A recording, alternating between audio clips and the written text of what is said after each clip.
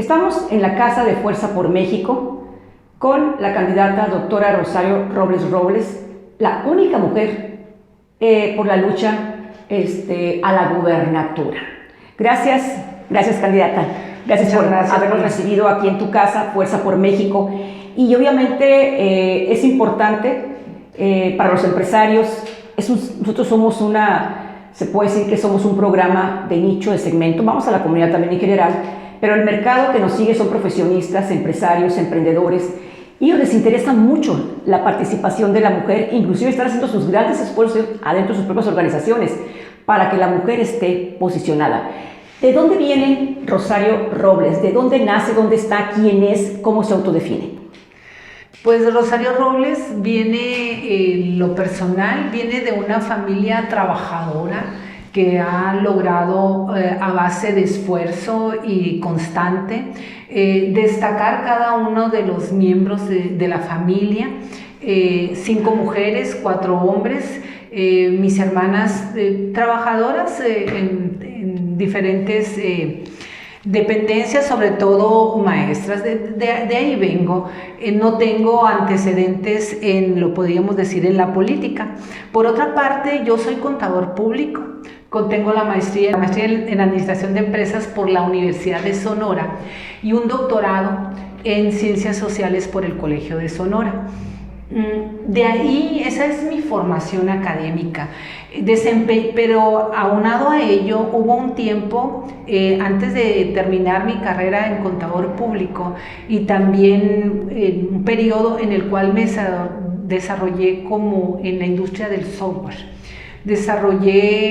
Trabajé para varias empresas, entre ellas el Hotel Araiza, desarrollando software, y para Comisión Federal de Electricidad. Puedo decir que como desarrolladora fui la que diseñé el análisis y el programa de software para el Cefemático. Yo estuve trabajando ahí. Sin embargo, tuve que dejar precisamente el trabajo en Comisión Federal de Electricidad porque el trabajo era muy amplio, era de 8 de la mañana a 11 de la noche y yo tenía mis 2 hijas pequeñas, entonces por ellas dejé este trabajo, pero sin embargo poco a poco he ido avanzando en otras áreas. Y te voy a hacer una pregunta, Rosario, es lo que acabas de decir ahorita, porque es parte de nuestra vida. Si hubiera sido tu esposo no hubiera dejado el trabajo, En cambio tú tuviste que ese rol de madre que nunca hemos dejado, lo asumiste. Así es. ¿A poco no es cierto? Es parte de lo que vivimos las mujeres y estás viviendo ahorita, Rosario. Así es, sí lo tuve que dejar. Me encantaba mi trabajo, claro que me encantaba, era un logro muy importante que con el paso del tiempo después me fue negado, ¿no? Es decir, yo no represento lo que fui en su momento, la que desarrolló el Cefemático. Te voy a platicar una historia de ese Cefemático. Cuando recién estaba el desarrollo de software, una vez me dijeron, ¿sabes qué, Rosario? Vamos a ir a Morelia, Michoacán, porque va a ir Salinas de Gortari a inaugurarlo. Y me acuerdo que no había en aquel tiempo los muebles, es decir, y se hizo como un cajón de madera. Y ahí íbamos con el cajón de madera y la computadora y todo para que lo inaugurara Salinas de Gortari. Pues no pudo ser en Morelia, pero va a ser en Durango. Me dijeron, ahí te vamos con todo a Durango, me sentía como judío errante, a que lo inaugurara, y no lo inauguró. Y ya después me vine a Culiacán, pero en ese proceso pasó como 1 mes y medio. Entonces mis hijas se enfermaron y una serie de cuestiones que sí me llevaron a dejar ese trabajo que era un desarrollo personal muy fuerte que estaba teniendo. Innovador. Y tuve que sacrificar. Esa parte, yo creo que la audiencia que nos sigue y que nos ve tiene que entender, Rosario Robles es una mujer atrevida, una mujer disruptiva, con mucha fuerza. Y por eso te voy a preguntar, ¿por qué decide echarse al ruedo? Tú tienes una trayectoria académica impecable. Lo que estás comentando ahorita, fíjate que no vamos a saber que tú eres parte del software de la Comisión Federal de sus ¿cómo se llama? Cajeros. En esta arena movediza que es la política y que, pues a veces uno como mujer tiene miedo de salir raspada, pero tú estás aquí dando la cara y eso se me hace muy valioso, muy reconocible y plausible, ¿eh? Así es, estoy aquí dando la cara. Creo que al principio fue más difícil que ahorita, el atreverme, el animarme, porque yo lo he comentado y lo digo así de frente, es la primera vez que me postulo para un cargo de esta naturaleza. Sin embargo, sí soy una persona interesada en las decisiones y en las políticas públicas, porque es muy importante que tomen en cuenta las políticas públicas, que sean políticas públicas orientadas a las necesidades de la sociedad y con un rumbo, es decir, que busquen precisamente el desarrollo económico, social, en salud, en todos los diferentes aspectos de la ciudadanía. Eso es muy importante. Entonces, como ciudadanos, ¿cómo vamos a estar ausentes de esa toma de decisiones? Esto no creas que fue de toda, es como un proceso. Es un proceso en el que uno va madurando y yo lo he comentado varias veces que fue en febrero de este año, casi mediados de febrero, que Carolina Lara me hace la propuesta para que fuera candidata a la gobernatura del estado de Sonora. Es una enorme responsabilidad, es una responsabilidad enorme. ¿Fue fácil tomar la decisión? No fue fácil, pero a la vez, dentro de mí, yo sentía que era un orgullo también, es decir, que te tomen en cuenta para ese tipo de decisiones y que una vez que te tomen en cuenta, que veas que se abren de par en par las puertas de algo tan anhelado no solo por mí, sino por muchas mujeres en el estado de Sonora, en el país y en el mundo, y te digan, ahí está la puerta, ahí está la cancha, tienes el apoyo, solamente basta que digas que sí. Y decir que no era renunciar a todo lo que yo había estado de alguna manera impulsando. Y no solamente yo, claro que no. Hay muchas mujeres en el estado de Sonora que lo han estado impulsando y que yo solamente soy una seguidora de ellas y han sido mis maestras y mis mentoras en todos esos temas, pero la propuesta me la hicieron a mí. Entonces, pues yo tomé esa decisión para tomar ese estandarte, para no negarme la oportunidad, porque yo pienso que yo al negarme esa oportunidad, le estaba negando la oportunidad a muchas mujeres también del estado de Sonora y del país y del mundo, porque no debemos negarnos la oportunidad de participar en la toma de decisiones cuando se nos presenta. Es un tema interesante lo que nos comenta la doctora Robles, porque siempre pensamos las mujeres que el ring es muy rudo, es muy cruel, despiadado, y apenas almas fuertes, valientes se atreven. Ahorita hay una situación donde te dicen que de alguna forma tú estabas en Morena y que ahora te viniste para acá. Ya se sabe en los medios, pero esa rudeza innecesaria y de utilizar calificativos, creo que como platicábamos ahorita, no debe de haberlo. ¿Por qué la política tiene que ser tan ruda? Pues es lo que yo precisamente me comentaban hoy en la mañana. Dicen, es que la mujer no participa en política porque tiene la piel muy blandita. Y la mujer para participar en política debe de tener la piel dura para aguantar todos esos adjetivos, esos campañas negras.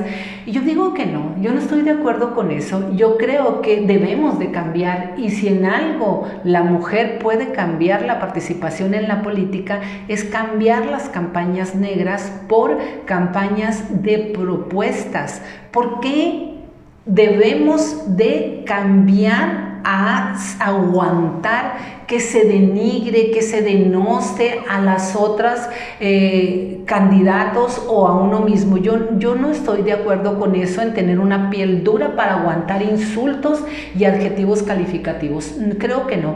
Debemos de impulsar por campañas de propuestas. Creo que con eso se haría un crecimiento en lo social, la sociedad y las mismas mujeres tendríamos que decir, bueno, yo quiero estar ahí porque yo puedo hacer mis propuestas y mis propuestas van a ser escuchadas.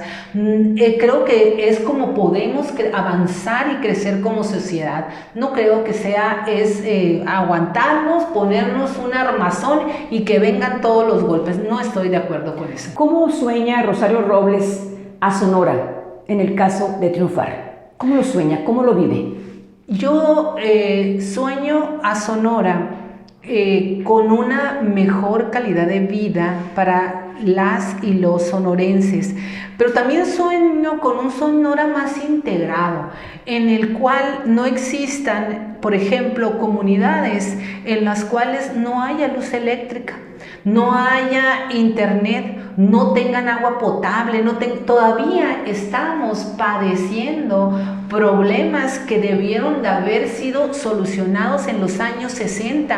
Hay colonias enteras sin drenaje, sin agua, que los niños están en la calle y hay personas de la tercera edad en los cuales no tienen que comer. Hay un servicio de salud en la actualidad en la que no tiene medicinas. Entonces yo sueño a un Sonora más igualitario, un Sonora con salud, en el cual sean atendidas las diferentes enfermedades de acuerdo tanto a la parte económica, porque hay diferencias en la economía, pero también en la parte étnica, porque tenemos una serie de comunidades en las cuales están alejadas completamente de la salud y también sean atendidas por género. Tenemos un Sonora en el cual hay una educación, somos de los estados con más altos índices de nivel de educación. Sin embargo, hay desempleo en los jóvenes. Los jóvenes son los que actualmente padecen mayores índices de desempleo y sueño con un Sonora en los cuales haya oportunidades de empleo para los jóvenes, sean hombres y mujeres, y en el cual el desarrollo económico sea más igualitario y una Sonora más unida. De llegar al poder, Rosario Robles, ¿qué sería lo primero que harías? Lo he comentado varias veces y quizás por este padecimiento que estamos transitando, creo que sí necesitamos hacer un diagnóstico del impacto real de la pandemia, porque, por ejemplo, en salud, nos abocamos a atender el COVID, pero desatendimos una serie de enfermedades crónicas y degenerativas como el cáncer infantil y en todas las diferentes niveles de edad, las enfermedades crónicas, y bien a bien no sabemos qué está padeciendo la ciudadanía. Hoy en la mañana leía un artículo acerca de los huérfanos del COVID y que no se sabe bien a bien cuántos de esos niños y adolescentes perdieron a su padre o a su madre, y tendríamos que empezar. Pero también el COVID tuvo un impacto tremendo en la economía, que si no lo analizamos y no generamos acciones de corto, mediano y largo plazo para realmente avanzar hacia un desarrollo económico más sostenible, podríamos perder oportunidades muy interesantes. Entonces yo empezaría por ese diagnóstico integral para saber y conocer cómo está Sonora. Por otra parte, hay otro asunto que también tendríamos que conjugar las dos para hacer propuestas más realistas, acordes a la realidad de Sonora. Sonora en la actualidad es un estado muy endeudado, el cual al reconocerlo a partir del diagnóstico, la capacidad que tiene de endeudamiento, hasta dónde está, podríamos ir midiendo con el fin de desarrollar políticas públicas muy inteligentes para realmente incidir, pero que no comprometan, o hasta dónde pueden comprometer el gasto público, porque realmente sabemos que es un estado en el cual por el grado de endeudamiento que tiene no podríamos endeudarlo más. Sí, es un tema crucial el endeudamiento. El asunto es la federación, hay el pacto federal, ahí tendrán que hacerse esas cosas también en el Pacto Federal, ¿no? De lo que reciben los estados y se va para el centro y el centro regresa a los estados.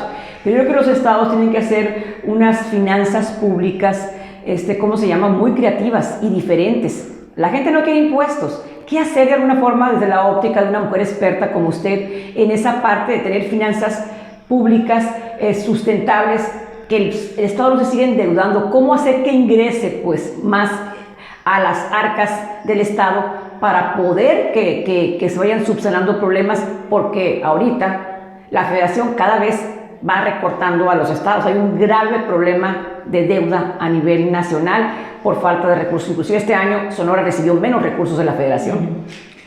Así es. Pues mire, en ese aspecto, en cuanto a las finanzas públicas, tendríamos que ver varios aspectos, creo que desde varios frentes. Uno, conocer las características de la deuda de Sonora y ver hasta qué momento o hasta qué grado, la verdad lo desconozco ahorita, podríamos refinanciarlos. Claro. ¿Por qué? Porque a nivel mundial las tasas de interés han bajado considerablemente. Entonces yo creo que una forma inteligente sería conocer esos contratos y ver cómo podríamos refinanciar para pagar menos intereses. Pero esa sería una de las medidas, ¿no? Conocer esas para tomar decisiones inteligentes. De pagar pasivos, pero el asunto son los ingresos. A los ingresos. Recuerdo, yo en cuanto a los ingresos, creo que hay unos aspectos, lo voy a señalar, que se han hecho bien en este gobierno. Uno de ellos es la atracción de inversión extranjera. Sí. Sonora se ha mantenido realmente atrayendo inversión extranjera y generando fuentes de empleo, lo cual lo considero en el aspecto económico bien. Sin embargo, tenemos una población en la cual no hemos realmente podido llegar, y en la manera que las integremos a la economía y a la economía formal podríamos ir avanzando en esos aspectos. Por ejemplo, la mujer. Más del 60% de la fuerza laboral en Sonora se encuentra en el sector informal. Y una mujer que está en el sector informal, además de carecer de los servicios de la previsión social, es decir, tener asegurada una vejez con una pensión, además del seguro médico y de salud, por otra parte, la economía informal no paga impuestos y ha crecido considerablemente. Sí tendríamos que generar soluciones más interesantes en los cuales pudiera ser para este gran sector, estamos hablando de un 60% de personas que están en la economía informal, cómo atraerlas, pero de una manera atractiva, es decir, que para ellos realmente resulte atractivo entrar a la formalidad, no como un castigo, sino como una fuente de atracción. Entonces sí tendríamos que generar acciones para ese sector de la economía. En el caso de llegar, ¿qué hacer con este sector que representa el 57% de los empleos en el Estado? Y tienen un PIB muy importante, el PIB lo aportan. Entonces, las grandes, ellas se manejan solas, pero las pequeñas que fueron confinadas, ¿cómo las ayudaría? Miren, la MIPYME en Sonora representa el 99.5%. Fíjate nomás, imagínate. Y sí genera cerca del 66% del empleo. Hay varias cuestiones que sí tendríamos que analizar a partir del conocimiento de cómo funciona la MIPYME. Hay un problema en las MIPYMES en Sonora, se pelean por un mercado local que está... no hay suficientes ingresos, entonces somos pocos los sonorenses y la capacidad de compra, los ingresos realmente han disminuido. Pero sí considero se podrían hacer varias acciones y también algunas de ellas son producto de lo que aprendimos de la pandemia. La verdad, la MIPYME tiene que migrar hacia sistemas en los cuales la tecnología sea un factor importante. Otra de las necesidades que tenemos es que por otra parte tenemos la gran empresa que muchas veces tiene necesidades, pero la gran empresa está desvinculada de la pequeña empresa. No ha habido un organismo, un instrumento que pueda identificar las necesidades de la gran empresa y alimentar a la MIPYME. Y sí pensamos crear una plataforma pública, privada, en la cual la gran empresa informe de sus necesidades y las MIPYMES puedan tener ese acceso. Otro planteamiento que proponemos es una política de género específicamente, es que en la proveeduría para el gobierno del estado sea una cuota para las empresas en las cuales sea propietaria una mujer. Asimismo, otro de los asuntos es que quisiéramos desarrollar un sistema de información para las MIPYMES a partir de la gran empresa, y eso también se tendría que hacer con tecnología, y necesitamos por una parte el sistema estatal de investigadores que proporcione esa información y que sea el vínculo de enlace para las MIPYMES. Estamos hablando de la 4 hélice que tenemos que avanzar y tenemos que coordinarla a partir de políticas públicas que realmente no requieren tantos ingresos, es decir, tanta inversión, pero sí de usarla de una manera muy inteligente a partir de la tecnología y la vinculación que nos puede proporcionar la tecnología entre la gran empresa y la MIPYME, y no solamente la gran empresa, sino el mundo, el comercio global. Yo le llamo a eso soluciones locales para problemas globales. Excelente. La otra parte, las mujeres también. El mismo Fondo Monetario Internacional, la OCDE, dice que la mujer, si hubiera un ecosistema aterrizado de políticas públicas que las apoyaran a impulsarse, ahorita representan, usted nos comentaba también en otro programa, más del 30% de las mujeres proveedoras, pero también sobre sus hombros el cuidado de la familia, en fin, pero son las proveedoras. ¿Qué piensa hacer Rosario Robles precisamente para crear un ecosistema que le permita potencializarse a las mujeres en la parte económica, pero con un entorno que le ayude, porque ahorita no hay? Traemos una propuesta y creo que sí es necesaria. Tenemos la Secretaría de Economía, pero la Secretaría de Economía no tiene un instrumento, porque hasta ahorita cuando hablamos de empresario, hablamos de hecho siempre hablamos de un hombre, desde los diferentes puntos de vista, y no hablamos de una empresaria. Y realmente la empresaria, desde el sector rural, desde las jóvenes, desde las de personas adultas, tiene necesidades diferentes. Yo pienso iniciando con una subsecretaría de Economía para la Mujer, en la cual analice los diferentes aspectos en los cuales la mujer pueda incidir, es decir, ¿qué podremos hacer con la mujer que se queda en la comunidad rural y que se queda muchas veces abandonada y sin actividades económicas importantes? Porque no hemos impulsado las organizaciones que ellas pueden desempeñar, como pueden ser cooperativas. No las hemos impulsado, claro, pero si la subsecretaría pudiera tejer esa parte. Otro asunto es el aspecto del crédito. Realmente sabemos los que manejamos empresas que el crédito puede ser un factor muy importante para impulsar las empresas.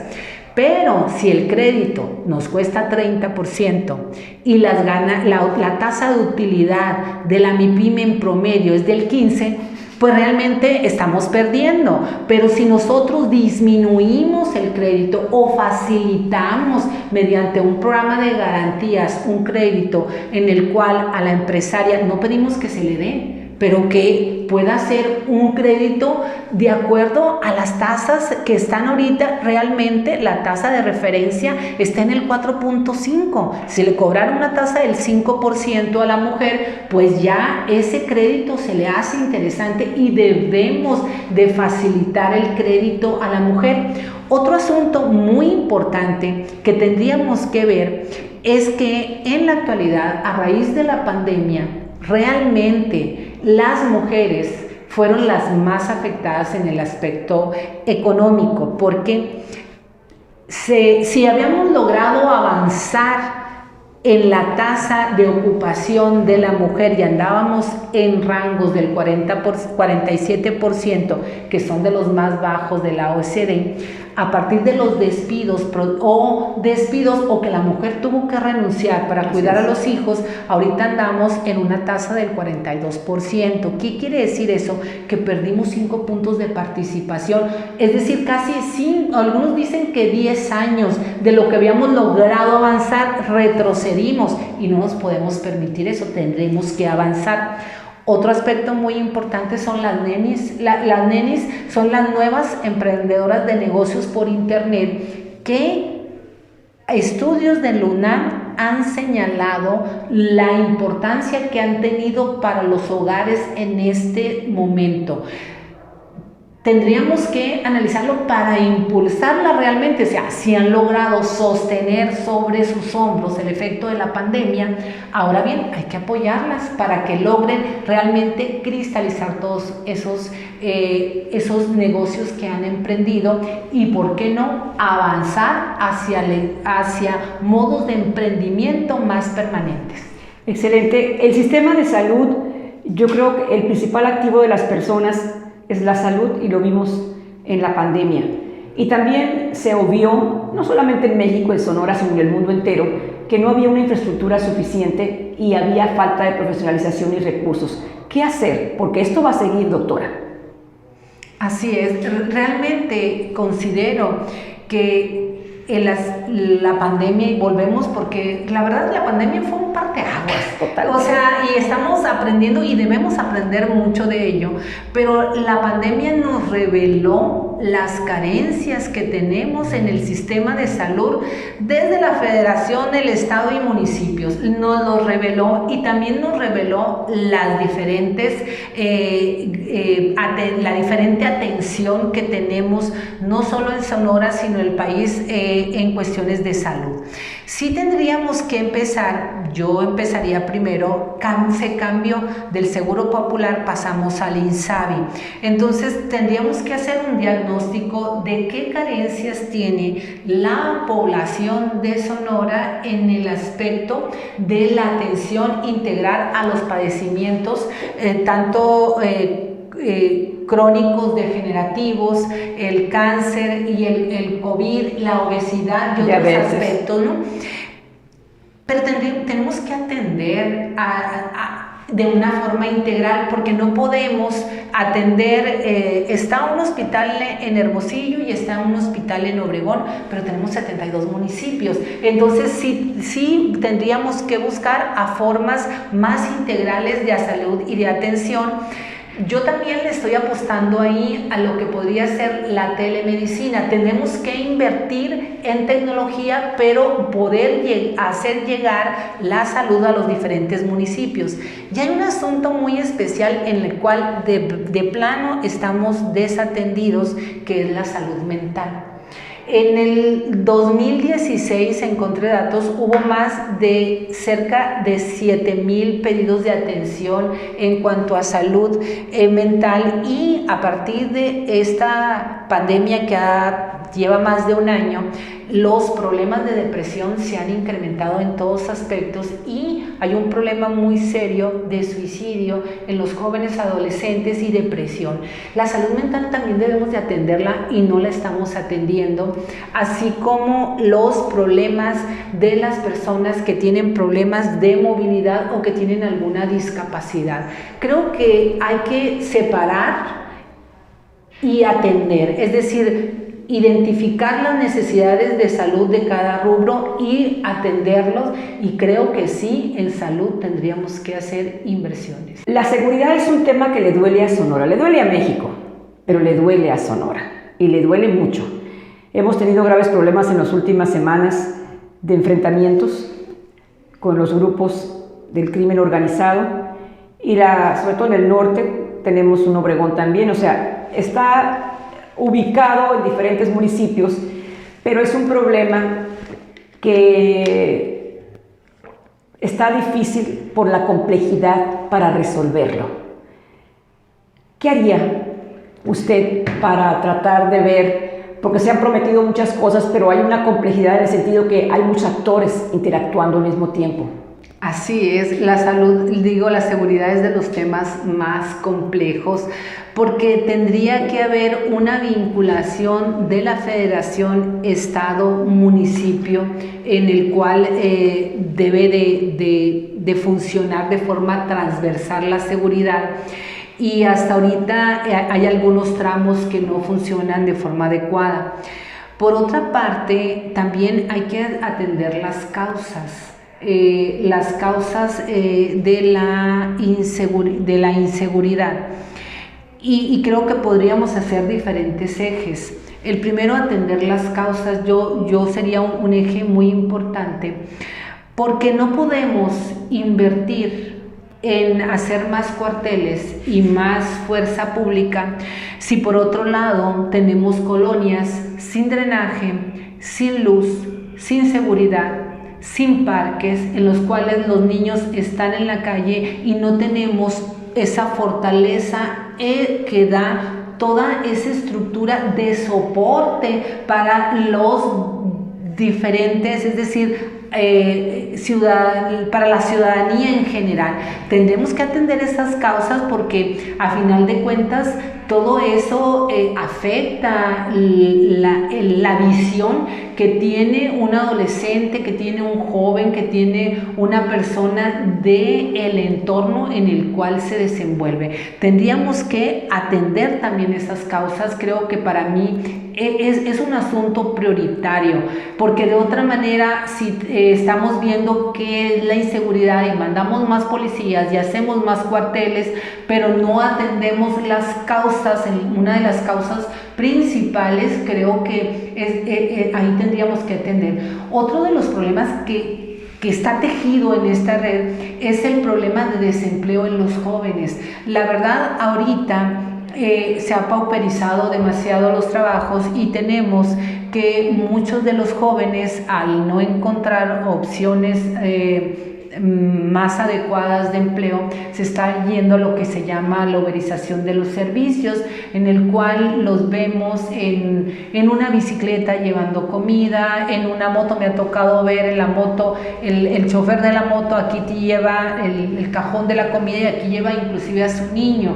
Entonces, pero realmente son trabajos sin ninguna prestación, sin ninguna seguridad. Trabajas, tienes y estás arriesgando tu vida.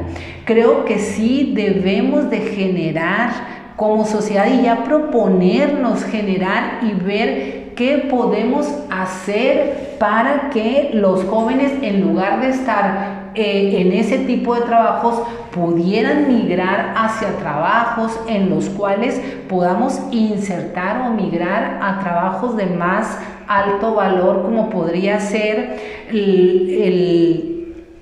el desarrollo de software, pero también podría ser el desarrollo de redes, o sea, todas las oportunidades, el desarrollo de aplicaciones móviles, todas las oportunidades que ya tenemos en países como en otros países que están avanzando y migrando hacia esos esquemas para salir de este problema del subdesarrollo. La seguridad obviamente trae un problema aparejado en esta red que usted menciona, doctora, el feminicidio en Sonora. Platíquenos, porque usted asegura que el estado de Sonora es un estado de alto índice de feminicidio y no se ha ponderado la alerta de género todavía. Así es, en Sonora los índices de violencia son muy altos. Hay que reconocerlo que son muy altos. El año pasado estuvimos en los diferentes tipos de violencia en contra de la mujer en los primeros lugares, incluso la violencia en la pareja, tuvimos unos altos índices, el primer lugar de acuerdo a la población, la violación y demás. Y en feminicidios, yo ahorita tengo fresca la cifra, en enero se cometieron 4, 2 en Hermosillo, 1 en Empalme y 1 en Ciudad Obregón. Realmente es una tasa muy alta porque de 60 municipios que están ahorita con índices de feminicidio, 4 corresponden a Sonora. Entonces es obvio que tenemos una tarea pendiente con el fin de prevenir, erradicar la violencia en contra de la mujer. Posiblemente tengamos que sí mejorar. Yo opino que mejorar por una parte que los expedientes realmente se resuelvan, que si en un tiempo récord, porque tardan demasiado en resolverse y es un sacrificio ir y venir que tienen que hacer las familias para ser atendidos, y eso no deberíamos de permitirlo.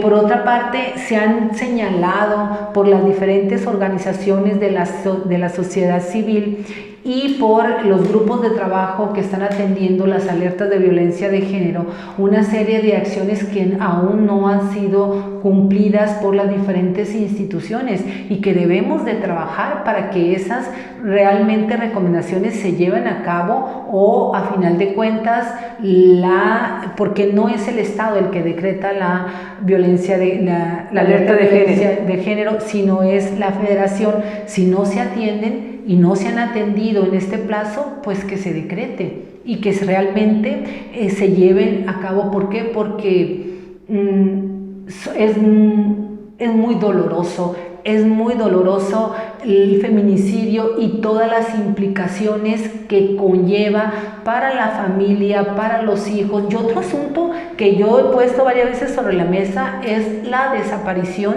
de mujeres y de hombres y mujeres. Pues sabemos que tienen diferentes causas y realmente hasta ahorita no hay una base de datos confiables que nos diga primeramente cuántas personas han desaparecido en Sonora, qué edades tenía, qué género, dónde desaparecieron, cómo estaban esas colonias donde desaparecieron.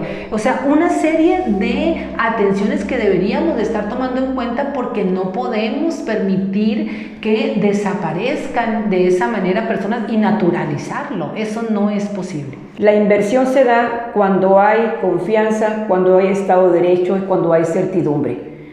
Vemos ahorita a nivel, inclusive el propio presidente de la República comentó que puede ahorita México entrar en otra crisis económica, lo dijo creo que ayer o antier.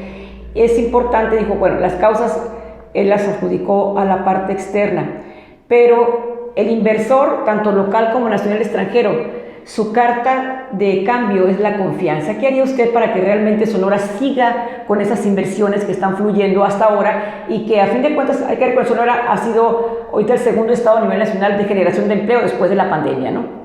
Mire, yo le quiero comentar una experiencia que tuve y que a mí me reveló la importancia de la confianza. Yo hice mi tesis doctoral acerca de la industria maquiladora de exportación y qué habilidades habían sido necesarias para poder dirigir esta empresa. El vicepresidente de operaciones de una industria maquiladora, yo le pregunté porque era un joven ingeniero industrial de aquí de Sonora y le dije, bueno, ¿qué hizo usted? ¿Cómo logró ese puesto, ser vicepresidente de operaciones en Latinoamérica? Y me señaló 2 cosas que a mí me parecieron muy importantes. Lo primero, me dijo, yo hice una innovación, entré al servicio al cliente y hice una innovación. Al momento que hice esa innovación me puse, puedo decir, en la mira, ¿no? Y a partir de ahí fue ascendiendo. Cuando me llamaron para nombrarme vicepresidente de operaciones, él va a la matriz, por así decirlo, y están los CEO de las diferentes corporaciones a nivel mundial. Y la manera de nombrarlo, le dijeron, ¿tienes confianza? Sí tengo confianza. ¿Tienes confianza? Sí tengo confianza. Sí tengo confianza. Y ahí fue donde para mí se me reveló la importancia de la confianza en las operaciones de países, de 2 o más países. Fue muy importante. La pude comprender después porque no es fácil de una empresa matriz de alguna manera confiar en presupuestos de miles de millones de dólares para que sean utilizados y lógicamente porque esa es la confianza, o sea, yo confío y de alguna manera te hago depositario de la operación y de los recursos, y esos recursos tienen que maximizarse porque así operan las empresas, ¿no? Entonces es muy importante la confianza, y lo que busca un inversionista es la certeza en las inversiones. Y para que tener certeza en las inversiones, además de ese trato en el cual se basa la confianza, debemos de basarnos en las leyes. O sea, tenemos leyes que son que nos dicen hasta dónde y hasta no debemos actuar, y entonces yo también me basaría por una parte brindando la confianza y también la certeza de que se van a respetar las leyes. Y ahorita tenemos el Tratado de Libre Comercio de México, Estados Unidos y Canadá, en el cual también nos establecen lineamientos, y para poder atraer inversiones hay que respetar los tratados también. Tu mensaje final a una sociedad donde creo que las mujeres en estas elecciones van a jugar o debemos jugar un papel interesante en el balance democrático. O sea, se nos usan como banderas para muchas banderas, pero resulta que las mujeres ahorita hay mucha rabia contenida y mucha rabia expresada. Tu mensaje final a la comunidad entera y sobre todo a las mujeres que, insisto, creemos que los jóvenes y las mujeres podemos dar, aunque nos consideren minoría, no en número, sino en toma de decisiones, el balance para inclinarlo definitivamente a lo que mejor creamos que debe ser gobernado para Sonora y para México. En primer lugar, yo apelo, ahorita que hablábamos, a la confianza. La confianza es muy importante, y yo creo que las mujeres debemos unirnos por las causas de las mujeres y que los partidos no nos separen. Es decir, tenemos banderas comunes las cuales debemos de impulsar, y yo respeto mucho a mujeres que han logrado impulsarlo desde sus diferentes trincheras. Entonces, primero unámonos, basémonos en la confianza también, y la verdad para mí es una de las cuestiones. Tener la confianza es una de mi prioridad en estos momentos. No considero yo que deba ser tener una piel gruesa para aguantar, sino debemos como mujeres aportar una política en la cual las propuestas que incidan en un bienestar y un desarrollo económico más equilibrado para Sonora son las que deben de definir las contiendas. Muchas gracias. Pues agradecemos a la doctora Rosario Robles, la única mujer que da la cara por todas nosotros a la gubernatura, que nos haya aceptado esta entrevista aquí en su casa, el partido Fuerza por México.